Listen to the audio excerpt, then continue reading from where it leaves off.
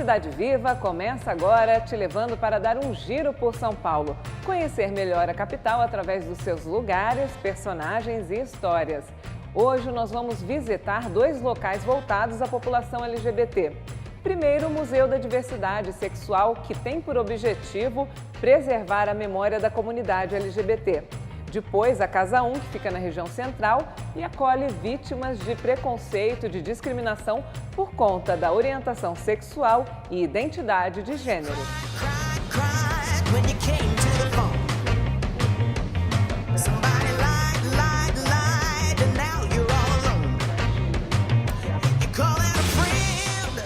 O Museu da Diversidade Sexual tem entrada franca, fica na estação República do metrô e é aberto de terça a domingo, das 10 horas da manhã às 6 horas da tarde. O Franco Reinaldo é o diretor.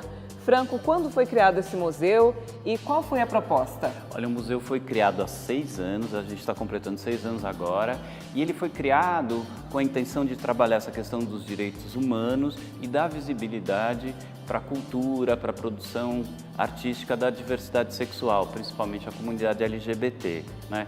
Que muitas vezes sofre discriminação, é excluída da sociedade e não tinha nenhum lugar para se ver, para a gente poder, de alguma forma, ter uma referência da nossa história, né? Então o museu tem essa vocação um pouco de preservar a história dessas pessoas, que muitas vezes, né, quando morrem, a família não entende, a gente perde essas histórias, esses acervos. Então o museu tem essa função um pouquinho de contar a história e também de conversar com a população, né? Um trabalho de educação e de promoção de uma cultura de paz e de direitos humanos, né?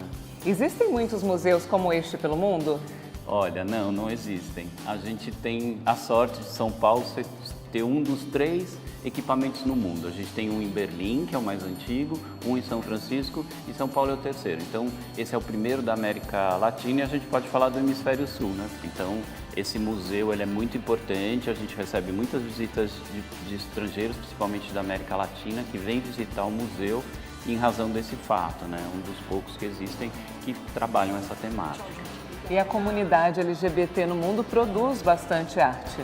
Ah, sem dúvida, né? Eu acho que tem uma ligação muito forte entre a comunidade LGBT e as artes, a cultura, né? Então você tem grandes artistas, apesar que a gente está em todas as profissões, né? Mas eu acho que a cultura sempre foi um espaço mais acolhedor para essa comunidade, então você tem grandes representantes nas artes, na música e uma produção muito grande, que muitas vezes as pessoas desconhecem. Então, a função desse espaço é um pouco isso. Aqui, vocês colocam as exposições, trocam a cada quanto tempo? Olha, a gente faz 3 exposições por ano, na média elas ficam aproximadamente 4 meses, tem o tempo de mudança, mas a gente é um pouco isso, 3 meses e 20 dias aproximadamente as exposições ficam aqui, né? Elas são todas gratuitas e quando a gente acaba uma exposição aqui, sempre que possível, elas circulam pelo interior do estado e pelo litoral, que é um programa muito interessante que o museu tem de tentar levar, dar o acesso à cultura, muitas vezes para quem não tem, né, essa possibilidade de vir a São Paulo ou de ter acesso. Essa que está acontecendo agora fala sobre o quê? Então, essa exposição chama Com Muito Orgulho. Ela foi criada com a intenção de celebrar um pouco a Parada de São Paulo, né? Que é a maior parada do mundo, mas também de falar sobre todas as outras paradas, pegando o gancho de São Paulo, falar de todas as outras paradas do mundo, né? Então, e quando a gente pensou em fazer essa exposição, a gente pensou de que forma a gente faria, né, uma exposição sobre as paradas. E a gente achou que seria interessante um pouco reproduzir o processo de como são feitas as paradas, né? Feitas por voluntários, de forma colaborativa. Então a gente abriu um chamado, quem quisesse participar, que podia. E isso foi ao mesmo tempo muito gratificante, mas foi muito difícil, porque a gente recebeu mais de 1000 imagens, né? O espaço da gente é pequeno, tem 100 metros, e a gente acabou selecionando quase 100. São 30 fotógrafos, mas a gente achou importante colocar todas as, né, quem mandasse, então a gente colocou um vídeo, uma TV, e todo mundo que mandou imagem foi contemplado com a sua imagem passando na TV, né?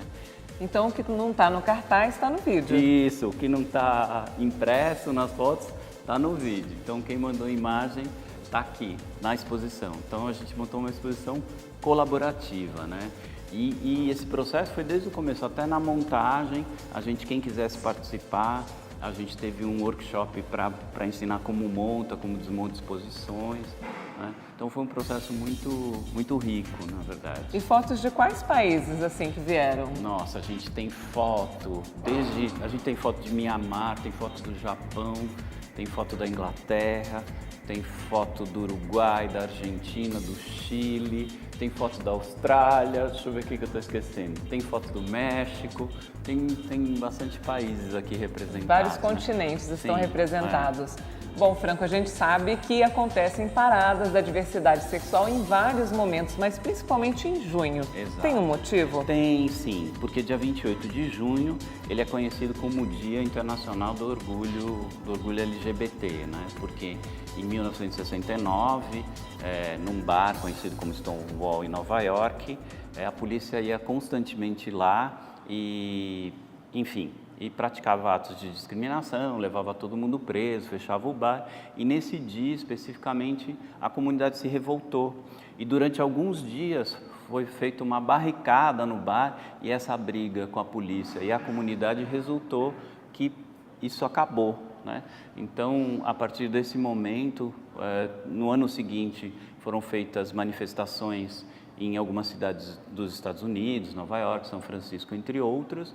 E dali começam a nascer as paradas, né? Foram se espalhando pelo mundo inteiro. Hoje, na verdade, a gente tem parada, acho que em quase todos os países, menos aqueles que proíbem. Muito conservadores. Isso, exatamente. Tem leis religiosas. Exatamente, né? Você tem países que, inclusive, matam, né? Só por conta dessa razão, né? Mas nos outros países onde isso é permitido, a gente tem paradas. E se manifestar de uma forma diferente, né? Porque eu acho que as paradas, na verdade, elas são um manifesto, mas elas, né? Eu acho que a comunidade tem essa capacidade de se manifestar, pedir seus direitos, mas de uma forma festiva, celebrando, né? Que eu acho que é muito diferente, né? Inclusive, a Parada de São Paulo atrai pessoas do mundo inteiro, né? Já virou, assim, algo que está no calendário de São Paulo. Muita gente vem. Exatamente. A Parada de São Paulo é um marco, né? Histórico para a cidade, para o Brasil, e ela também representa algo muito importante para o mundo. E pouca gente sabe, mas ela foi usada, inclusive, quando a gente concorreu para a Copa, para as Olimpíadas, para demonstrar a capacidade que nós brasileiros temos de fazer uma manifestação, algo tão grande, um evento de rua tão grande e sem nenhum ato de violência, né? Então, ela é importante para a imagem do nosso país, né? Para falar que a gente respeita a diversidade, respeita os direitos humanos, né? Então, a parada pra gente, então, eu brinco sempre que é o nosso Natal, né? Bom, Franco, então vou pedir para você mostrar uns destaques da exposição pra gente. Vamos lá? Vamos lá, vai ser um prazer.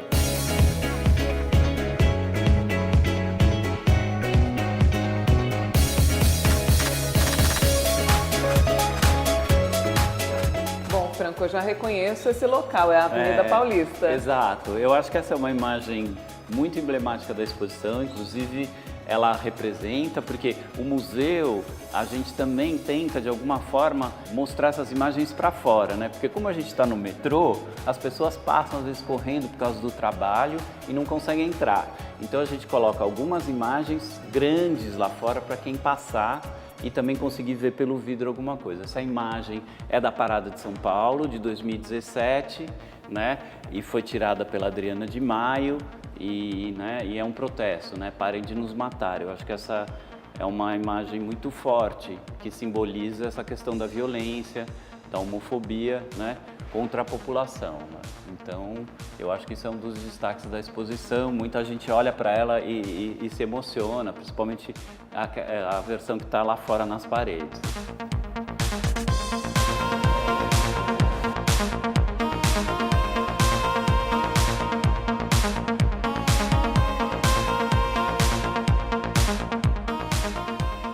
Existem muitos casos de violência devido à orientação sexual? Infelizmente existem. O Brasil é o país onde existe o maior número de mortes por essa razão, e isso é algo muito grave, né? Porque, na verdade, você agride uma pessoa em razão de algo que não é algo que vai te fazer mal nem nada, né? A orientação, ela está ligada ao afeto que as pessoas sentem. Mas eu acho que existe muita incompreensão em relação a isso, né? E o museu também tem um papel de esclarecer isso. O fato da gente estar aqui na República, muitas vezes, muita gente entra para perguntar, esclarecer algumas dúvidas sobre essas questões, né? Mas isso é um dado muito ruim do nosso país, né?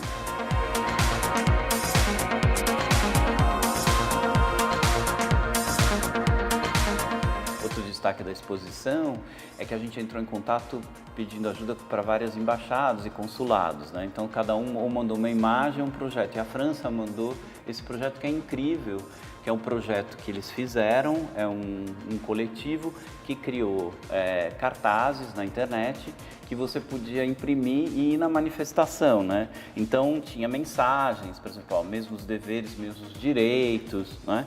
Que as pessoas imprimiam e levavam para a manifestação, principalmente quando teve a história do casamento entre pessoas do mesmo sexo na França, né? Aqui a gente também, aqui do meu lado, a gente tem algumas imagens que eu acho que são incríveis, que são as crianças na parada, né? Então os pais levando as crianças, né?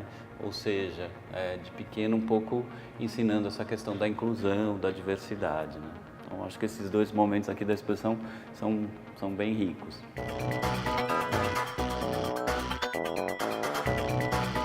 Essa é uma outra parte bem interessante da exposição, que é uma parte interativa, onde a gente colocou a maioria das bandeiras que representam todos ou vários segmentos da comunidade LGBT, né? Então a gente tem desde a bandeira hetero-aliados, né?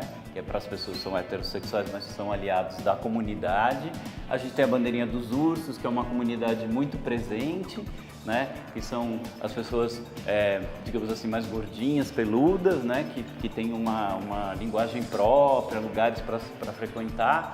A gente tem várias bandeiras, a bandeira dos intersexuais, aqui a gente tem a bandeira trans, que acho que é mais conhecida um pouco, né? Que representa a comunidade trans, né? A gente tem a bandeira do arco-íris também, né? Que é a bandeira mais conhecida de todas, né? Que de uma certa forma representa toda a comunidade, né? O arco-íris. Então as pessoas, elas vêm aqui, escolhem a sua bandeira e tem um mural que elas tiram a foto para representar o seu orgulho.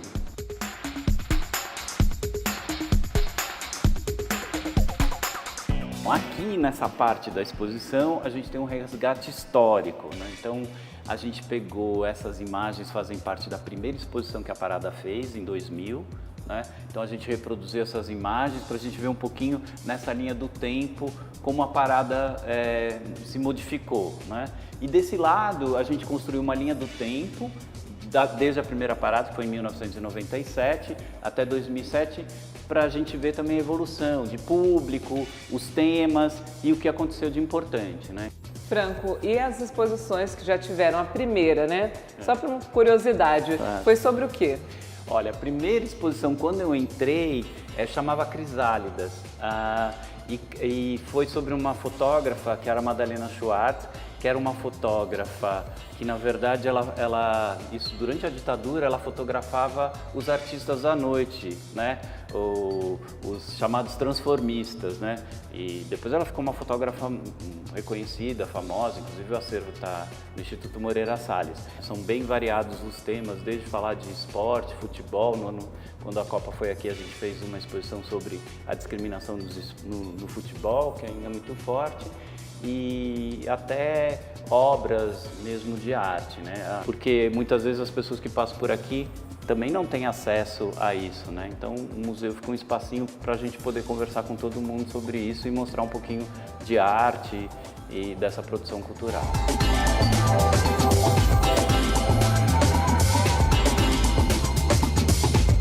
O que você acha de ter um museu assim? Eu acho muito importante porque a gente tem muito preconceito ainda e muita desinformação sobre toda a comunidade LGBT. Eu até que sei bastante coisa, mas toda vez que eu chego aqui eu descubro que eu não sei nada. Tem outros termos, é muito mais diverso do que a gente imagina.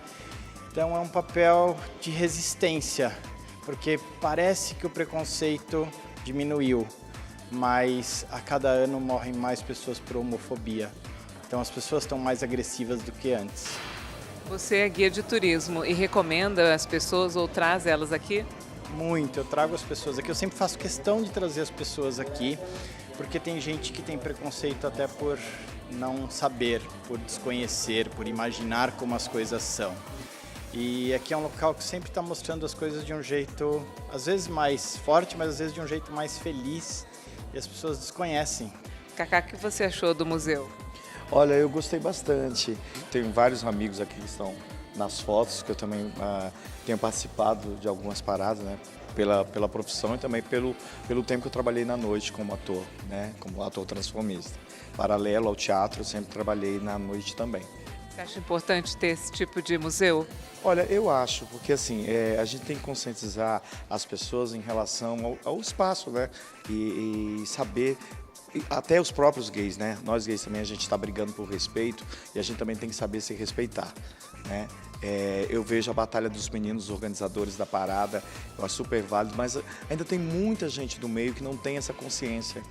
Vamos sair às ruas, vamos brigar, vamos fazer a coisa bonita, né? Porque assim, acabou virando um grande carnaval, na realidade, mas vamos fazer esse carnaval com essa alegria, não provar nada para ninguém, mas assim, brigar pelo nosso espaço com esse respeito que eu estou falando. Porque não são todos, não estou aqui generalizando, e no entanto acaba fazendo uma baderna. Eu vejo a batalha dos meninos, dos artistas que estão envolvidos, né? Para a gente ter essa consciência. É uma luta, mas a gente com certeza vai conseguir.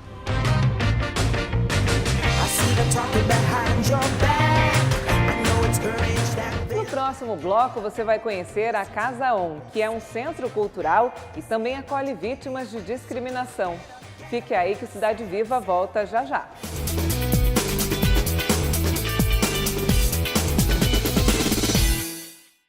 Estamos de volta com Cidade Viva, hoje conhecendo lugares que valorizam a cultura da diversidade sexual e de gênero.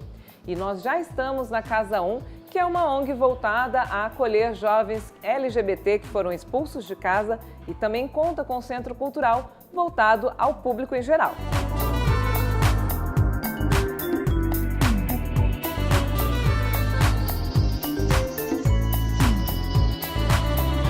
O Irã Juste é o fundador da Casa 1. Irã, quando foi fundada a casa e de onde que veio a ideia dela? A casa foi fundada em 2016, no comecinho do ano, e na verdade ela foi uma continuação do que eu já fazia na minha casa. Eu recebia pessoas LGBTs que tinham sido expulsas de casa desde 2015, e aí, como a demanda era muito grande, eu acabei ampliando o projeto. Irã, por que essas pessoas são expulsas? Elas são expulsas em geral por conta da orientação afetiva sexual, identidade de gênero, mas aí vai ter um monte de formas dessa expulsão acontecer, né? Então a gente tem desde violência até a expulsão direta, violência psicológica, cárcere privado. Então a gente chama de expulsão porque não tem um nome para esse não ser aceito a ponto da pessoa ter que sair de casa. E como você conseguiu estruturar a casa, né, e sustentar? Porque antigamente, como você falou, você recebia na sua casa e agora você tem uma estrutura. A gente fez um financiamento coletivo online que fez que a gente tivesse a grana para o aluguel da casa pelo primeiro ano. E aí, a partir dali, a gente tem um financiamento recorrente, que as pessoas contribuem mensalmente, e uma série de parcerias com marcas e empresas que patrocinam a gente. Existem muitas dessas iniciativas pelo Brasil ou não? A gente tem algumas ligadas ao Estado, em especial em São Paulo. Então, aqui em São Paulo, a gente tem a Casa Florescer, que atende mulheres travestis em situação de vulnerabilização. A gente tem a Casa Brenda Lee, que atende população LGBT soropositivas. E aí, pelo Brasil, a gente tinha uma iniciativa antes da nossa, que é a Casa NEM, no Rio de Janeiro, que atende população trans. E aí, com a casa e a visibilidade da casa, a gente teve a abertura de outras casas. Então, agora a gente tem a Casinha, no Rio de Janeiro, a gente tem a Casa Amor, que é Aracaju, Salvador está abrindo uma casa também, Brasília tem uma casa. Então, assim, a gente tá vendo que está se espalhando e as pessoas estão entendendo a necessidade de ter esse espaço para a população LGBT. E quantas pessoas a casa abriga, de quais idades? A demanda é maior do que a capacidade? Muito maior. A gente já tem até 20 pessoas por vez, então são 20 moradores e moradoras por um período de 4 meses de residência. A gente é uma casa de passagem. Atendemos jovens entre 18 e 25 anos e a gente tem uma média de 10 solicitações semanais. Então, hoje, por exemplo, a gente está com a capacidade total e eu tenho 10 pedidos por semana. Eu imagino que as pessoas cheguem aqui em um estado emocional bem abaladas, né? E vocês dão essa acolhida. Sim. Dentro do trabalho, a gente tem um trabalho que a gente costuma falar que é um trabalho 360, né? Então, a gente vai trabalhar com saúde clínica, saúde mental, então a gente tem atendimento médico, psicólogo, coaching, um serviço de acompanhamento de empregabilidade, então desde fazer currículo até desenvolver estratégias e elaborar formas da busca de emprego, então é um trabalho que ele é completo. Tem uma questão muito específica que a gente costuma dizer que a casa ela vai atender um perfil específico, né? A expulsão de casa ela não tem idade, ela não tem classe social, ela não tem raça e etnia. Mas quem chega até a casa, em geral, é um público de muita vulnerabilização, em especial socioeconômica, né? Porque se você já tem uma organização mínima financeira, se você é de classe média alta, você já tem uma rede de contatos que consegue te dar um suporte.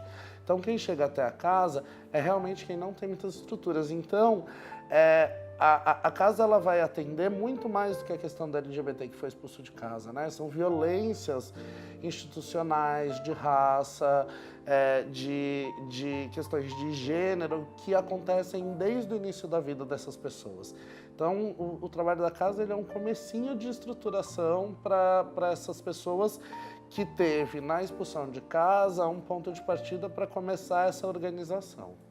Eu imagino que vocês tenham histórias bem tocantes de pessoas que conseguiram reconstruir a vida através desse trabalho.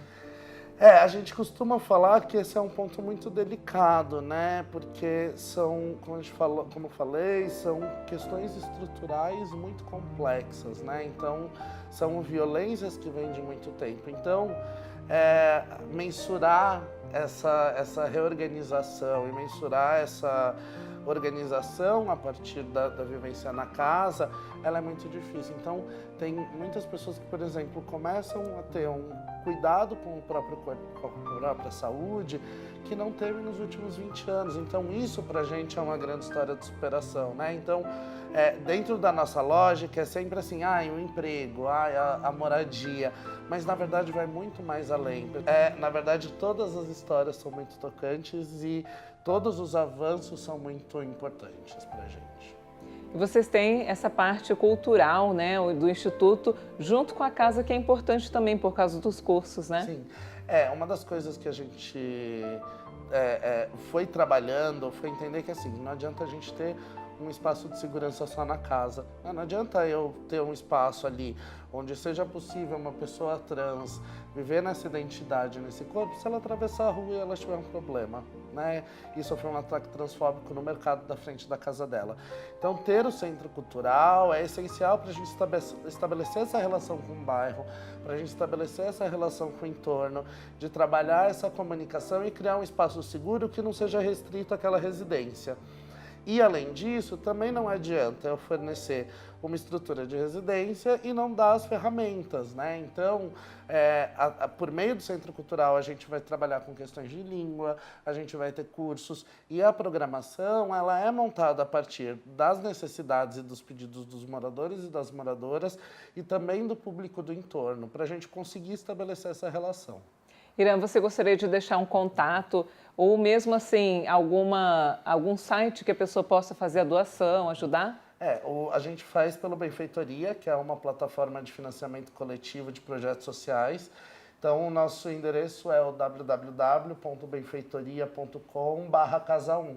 Então, quem puder entrar, é super seguro, é tranquilo e a gente agradece muito, porque é exatamente por conta desse financiamento coletivo que a gente consegue fazer as coisas como a gente faz, de pensar um jeito diferente para ter um atendimento humanizado, que é o nosso objetivo. Para preservar os abrigados da Casa 1, não fomos autorizados a filmar o quarto onde dormem ou entrevistá-los. O Centro Cultural da Casa 1 é voltado para um público mais amplo. Eu estou com o coordenador de cultura, que é o Bruno Oliveira. Bruno, qual foi a preocupação de criar um centro junto à Casa de Acolhida? O Centro Cultural ele foi aberto junto da República de Acolhida da Casa 1. E a gente tinha como um objetivo criar um espaço de diálogo com a vizinhança do bairro.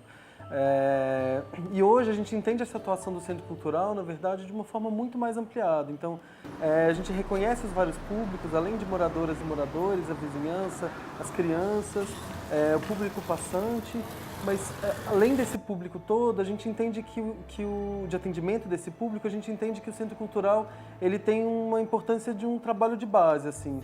Então, a gente entende o centro como um espaço de liberdade, um espaço de diálogo. Então, como a gente... todo dia a gente tem esse desafio de como criar uma proposta de um espaço cultural que seja aberto às diversidades, não só de orientação afetivo-sexual e de identidade de gênero, mas também de raça, de classe, de origem, de território, de capacidade. Então, como pensar estratégias de educação, de cultura e de arte a partir desses territórios, a partir desses diálogos de diversidade. Assim. Então, o Centro Cultural é aberto ao público em geral e tem vários espaços, né? Quais são os espaços e atividades? O Centro Cultural ele tem várias atividades que são totalmente abertas e gratuitas para todo mundo. E a gente hoje conta com uma biblioteca comunitária na Casa da Condessa de São Joaquim. E o galpão do Centro Cultural, a gente tem aulas de inglês, de espanhol, a gente vai abrir uma turma de reforço, aula de português para estrangeiros, o cursinho preparatório para o Enem, aulas de dança, teatro, performance, canto, costura, forró. Então a gente tem várias propostas que vão surgindo a partir desse diálogo com as pessoas que frequentam o espaço. E como as pessoas fazem para participar, né? Tanto os da casa quanto o público geral participam desses cursos? Sim, todo mundo, junto. E alguns cursos, como os cursos de línguas, a gente tem algumas inscrições que ficam abertas, inclusive na página da Casa 1, mas tem outros que é só chegar. Assim, para conferir, na verdade, a programação toda, a gente recomenda dar uma conferida na página do Facebook da Casa, que é facebook.com/casa1. O Cidade Viva vai terminando aqui, mas a gente volta mostrando outros lados de São Paulo. E você também pode sugerir um lugar. Escreva um e-mail para a gente em tv@câmara.sp.gov.br. Um forte abraço e até a próxima!